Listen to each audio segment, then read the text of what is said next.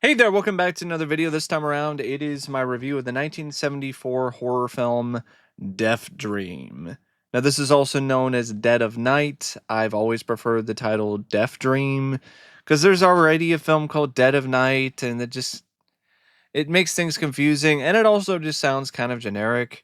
Deathdream is just a way more memorable and interesting title for the film. And this is a film that I first heard about through Fangoria's 101 Most Unheralded Horror Films book. And when I was first starting to really get into the horror genre, um, I used that book as a reference. And so I started trying to track down as many of the titles that were in that book that I could to start out my deeper dive into horror. And I felt that this was definitely a film that was good enough to be in that book. I liked it quite a bit. And I revisited it again after quite a while for the purpose of this review, and I honestly feel it's held up really well. I thought it was great.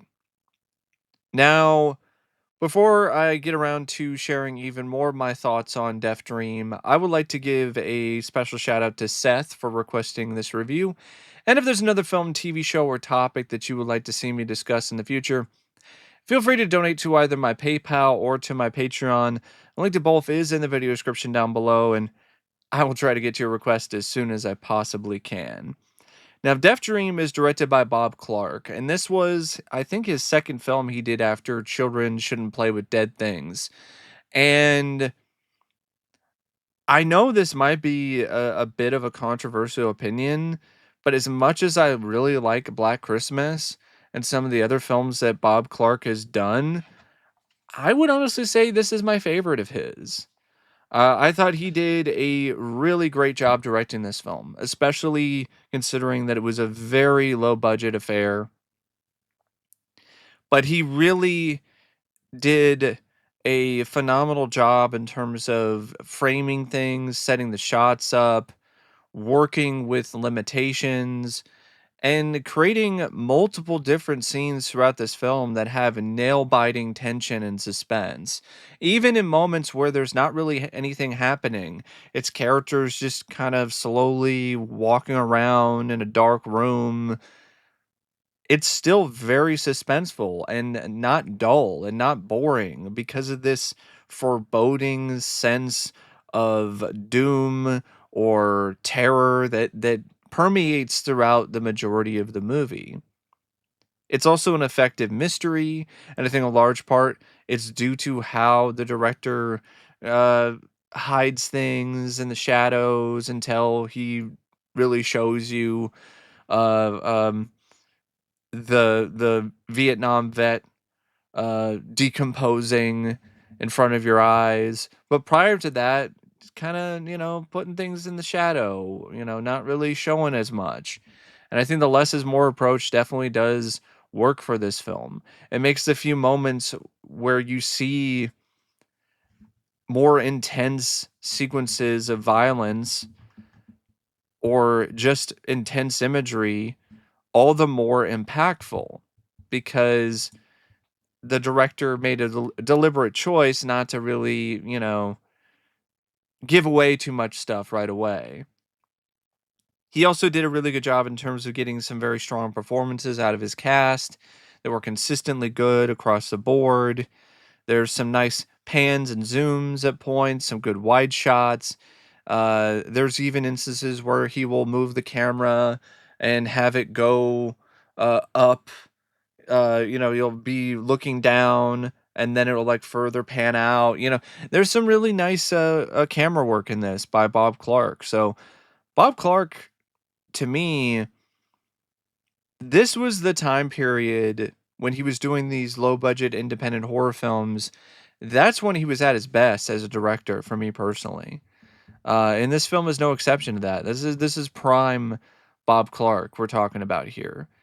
The screenplay by Alan Ormsby, I thought the script for the most part was excellent. So this is a screenplay that is a combination of a few different elements.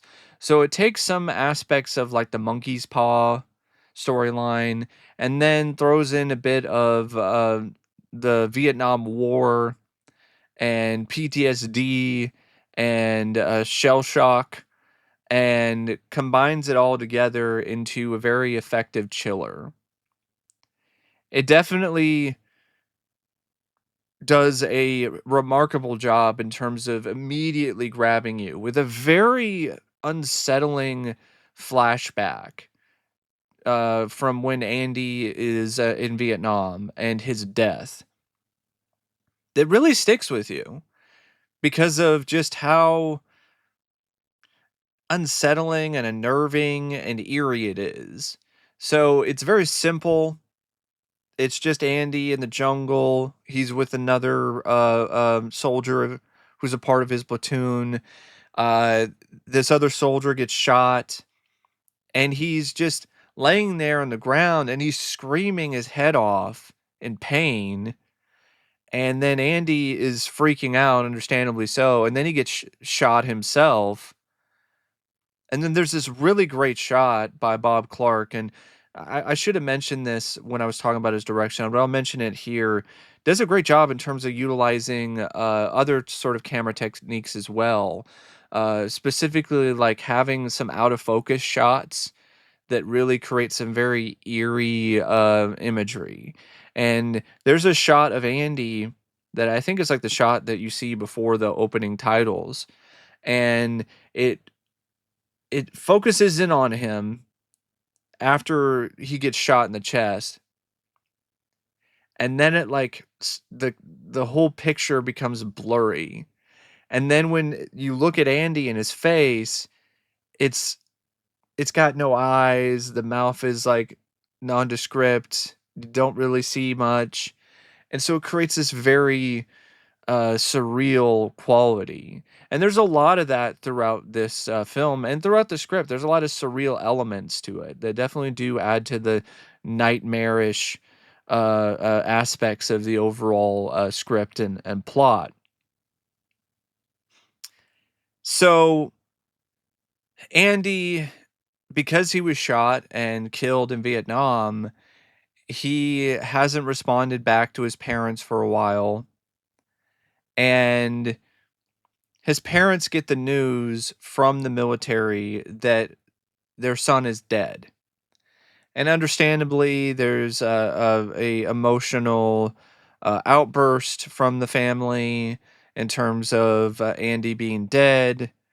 But the mother, she one night she wishes for Andy to be back. She wishes that he could come back home. And through some kind of unexplained supernatural happening, Andy does come back home, but he comes back from beyond the grave. And he gets a ride from this trucker because he hitchhikes his way back home. He winds up killing the truck driver and sucks out his blood. How he does it is not really fully explained. Um, I guess he found some way to suck out the truck driver's blood through a hole in his arm, but you're like, how did he do that? Because when it comes to the scene later on where he attacks the doctor, he has the equipment to be able to suck his blood out, but you never really see him have that equipment when it comes to the stuff with the truck driver. So there's some things to the script that kind of make you go, wait a second. That doesn't make too much sense. But there's not a lot of that. That's one of the few things where I would say the script kind of is a bit lacking in terms of its logic. But otherwise, it's a really compelling narrative that does a really good job in terms of showcasing the effects that PTSD has on soldiers and their families, as well as shell shock. Instead of having it be an instance of it's just a war drama, it's a horror film. And so the fact that you have this very real stuff going on, this very raw emotion, it makes the film all the more powerful, and it honestly makes the film all the more scary to me because there's a lot of real horror here about soldiers who come home from war and they're dead inside. But in the instance of Deathdream, Andy is not only dead inside, but he's actually completely dead. He's got no heartbeat. There's a really chilling scene where he forces the town doctor to do a checkup on him, has the doctor feel his pulse, has the doctor check and see if he has a heartbeat. And the gradual slow descent into madness that occurs with Andy once he comes back is handled very well when it comes to this script. At first you kind of sympathize with him because he's brought back from the dead, and you definitely do get a sense that he knows that he's not really alive. So he tries to distance himself from people in his life that he might care about. But then it just becomes an instance of the animal inside, the more animal aspects of him start to come through more and more, and he doesn't have as much control over his emotions or what he does to other people. And ultimately he puts himself down by the end of the movie and dies again in a makeshift grave that he made for himself, complete with a tombstone that he carved with his own hands. And the sympathy, though, definitely does start to go away once he becomes more and more murderous and starts killing innocent people. He kills the hitchhiker. I mean, not the hitchhiker. He kills the guy who gave him a ride, the truck driver. He kills the the family dog. Like, that's really when things start to really go off the rails. Is when he strangles the family dog in front of a bunch of kids and his father. And then after that point, it's just downhill because he kills the family dog, goes to a drive-in with his girlfriend and her friends, and winds up strangling his girlfriend to death because he starts bleeding from the head, and the reality of him being a walking corpse is now starting to come through because he's starting to show signs of decomposition. And he strangles his girlfriend, strangles her friend's boyfriend. uh Actually, I don't think it's, yeah, her friend is actually his sister. So he winds up strangling his sister's boyfriend and a supposed friend of his as well. Drives off. There's a bit of a chase with the cops and everything, but he winds up going back home. And now he's really worse for wear. Skin's falling off even more. He's looking more and more like a corpse. And throughout all of this, you get a sense that the mother in particular, she cannot handle Andy not being a part of her life. Even if it means that Andy is a walking murderous corpse, she still wants him to be a part of her life. She doesn't want to let him go. Where the father, on the other hand, he already had conflicting opinions about Andy to begin with. And once he found out that Andy was responsible for these deaths, and once he ultimately saw Andy rotting in front of his own eyes, he couldn't handle it. And he winds up killing himself. This is a very heavy script, by the way, very dark, but it's effective. It needs to be that way to really get the point across about how devastating and how damaging PTSD can be to the people that suffer from it, and also to the family, and how, oh, you may wish for your son to come home from the war, but if he comes home, there's no guarantee he's going to be what you think. There's no guarantee he's gonna still be there. There's gonna be somebody else. He's gonna be more distant. He's gonna be more aggressive. Maybe not to the point where it becomes violent, but sometimes that is what happens. War changes these men, changes these individuals so much so to the point where they become the opposite of what they once were when it comes to their personality or what they stand for. They go to war, they come back, and they're never the same. And so when you have moments where Andy's just sitting there in a rocking chair and not really saying a word and just rocking back and forth and back and forth and back and forth, that's like the reality of it. Like, that's not just something that's created strictly for a movie and for, entertainment, for, the entertainment industry. Like, that's the reality of it. Like, there's a lot of that. Just alone with your thoughts and just rocking back and forth or just doing all these different sort of ticks and having all these things that you're trying to do in order to be able to cope with what's going on in your head. And I do appreciate that this script doesn't hold back in terms of showing the darker side of what can happen when somebody comes back from a very traumatic experience, like being uh, a part of a violent, bloody war. This is further emphasized by the last lines of the film from Andy's mother, who says, Andy came home. Other people don't come home, but Andy came home. And it's one of those things where it's like, yeah, he came home, but not really. He didn't, because he's dead. He's dead inside. But in this case, he's actually literally dead on top of all that, which makes it all the more tragic. And I also appreciate that it's not really like a blood fest. There's some blood, and there's definitely a bit of gore and a little bit of that sort of stuff, but most of it is just relegated to Andy and various different forms of decomposition.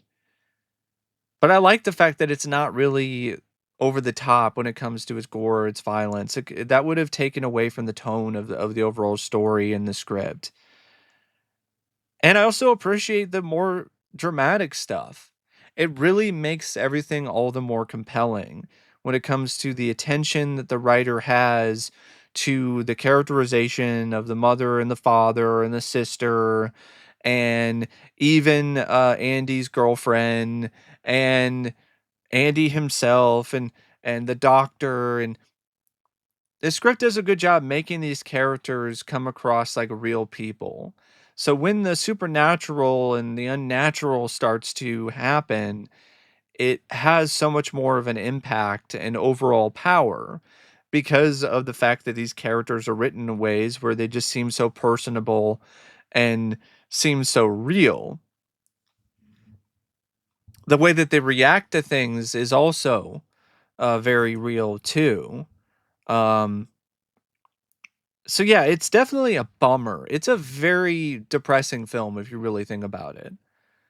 But it's still incredibly effective when it comes to what it's trying to do. It's trying to be a bummer. It's trying to be a film that is intense and has a lot of intense emotions, and a lot of heavy drama, and it's trying to use the horror genre as a platform to provide some very compelling and strong social commentary about the effect that war has on humans.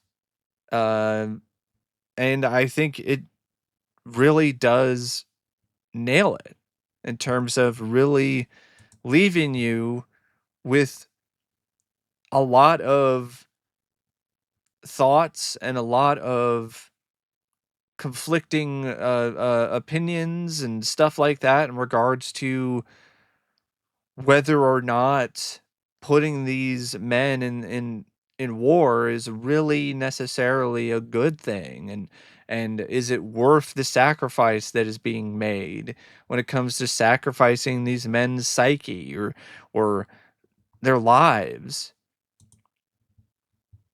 especially when it comes to wars like Vietnam, where unlike something like World War II Like, there really wasn't necessarily a concrete reason for why they were fighting to begin with.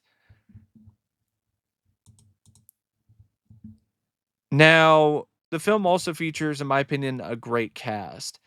Uh, in particular, Richard Backus as Andy Brooks is amazing. This is one of the most chilling and genuinely creepy performances you will ever see in a horror film. He is so spine tingling, blood curdling, creepy in this. Uh, and he does it with just a look on his face and maybe a little smirk. Even the way he laughs at one point is really unnerving. And it's a sign of a good performance. This is also a performance that has a character that doesn't have a ton of dialogue. And so, in order for it to really work and be as effective as it needs to be, you have to have a performer and an actor who can really evoke a lot of particular intense emotions without saying a line of dialogue. And Bacchus was really capable of doing that and then some. And that's why he got the role, because he was so effective and so good at conveying intense emotions without saying anything. The rest of the cast is also good too. I mean, John Marley is Charles Brooks, his father. He's an underrated actor, in my opinion, anyway, and he was really um delivering his best here, really on his A game. Lynn Carlin, Andy's mother. That was another really strong performance. I even liked Henderson Forsythe, who played the doctor, or Anya Ormsby, who plays Kathy, Andy's sister, or Jane Daley, who plays Joanne, his girlfriend. Like, she's only in it for a little bit, but she definitely leaves an impression because she's very bubbly and has this really fun personality. And the rest of the cast is fine too. You know, Michael Mazes as Bob, Virginia Cortez as Rosalie, Bud Hoey as Ed. But the actor that completely just elevates the film to another level and in a lot of ways makes it such a cult classic is Richard Backus. If he did not play this role as well as he did, this film would not work. It really would not. It would be a film that would be too tame. It would be lame if you had an actor who couldn't really be intense enough, or if you had an actor that's trying to be intense but it's obvious and they're overdoing it and hamming it up, then it would be ridiculous and it would be laughable. It wouldn't be as genuinely unsettling and creepy as the film ultimately is without Bacchus's involvement in terms of being the main lead in Andy. Now the cinematography by Jack McGowan, it's it's all right. It's okay for what this film is trying to do, trying to be. Seems to have a good rapport, good sense of what Bob wanted to do in terms of his shots. Um, the editing by Ronald Sinclair is also really not anything special, but it works. The music, though, by Carl Zitterer, who also did music for Black Christmas and actually used part of this score for Black Christmas, is, in my opinion, a very underrated score. It's not a score that is necessarily full of compositions that you're gonna like hum later on. It's not that kind of score, but it's a really underrated score because of how effective and how strong it is when it comes to making your spine tingle. Like, the score itself is creepy just on its own. Then you throw in some of the creepy imagery in this with Richard Backus and Tom Savini's effects, and then it just reaches a whole new level of creepiness. It's just a very eerie, unsettling score with, creepy whispering, Andy, Andy, Andy. And just a lot of compositions in terms of the instruments that's very off kilter and strange. And it just makes for a score that just creates a certain tone that is just tremendously terrifying at points, just because of the music alone. And I definitely want to give a special additional shout out to Tom Savini as well, because this was the film that features his first attempt at doing practical effects. This was his first makeup effects, was in Deathdream. The makeup for Richard Backus, like when he was decomposing, actually still holds up really well.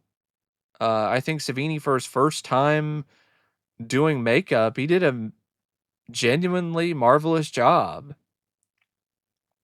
And that's another aspect of why this film really holds up, is because you got a master of makeup working on the makeup effects for it.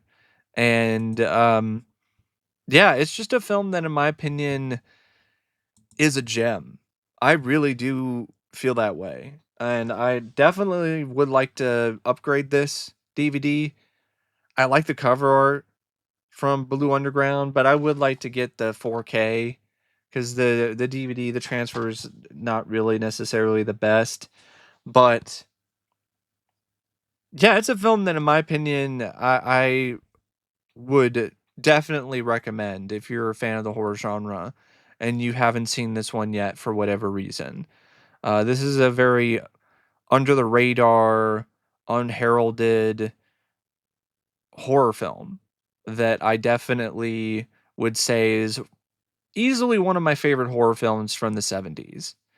But anyway, thanks for watching my review of Death Dream, and until next time, I'll see you later. See ya.